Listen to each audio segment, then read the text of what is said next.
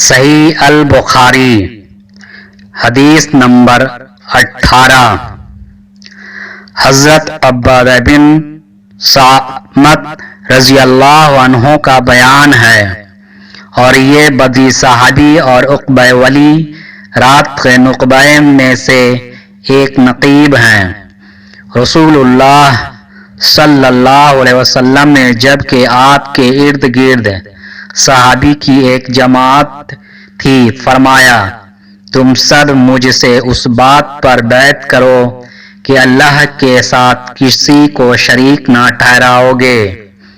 چوری نہیں کرو گے، زنا نہیں کرو گے، اپنی اولاد کو قتل نہیں کرو گے، اپنے ہاتھ اور پاؤں کے سامنے کسی پر افتراء پردازی نہیں کرو گے،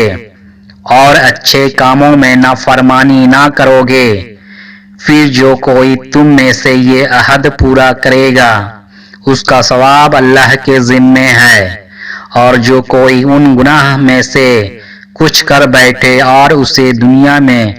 اس کی سزا مل جائے تو اس کا گناہ اتر جائے گا، اور جو کوئی ان جرائم میں سے کسی کا ارتکاب کرے پھر اللہ نے دنیا میں اس کی پردہ پوشی فرمائی تو وہ اللہ کے حوالے ہے کہ چاہے تو اسے سزا دے یا معاف کر دے۔ ہم نے ان سب شرطوں پر رسول اللہ صلی اللہ علیہ وسلم سے بیعت کر لی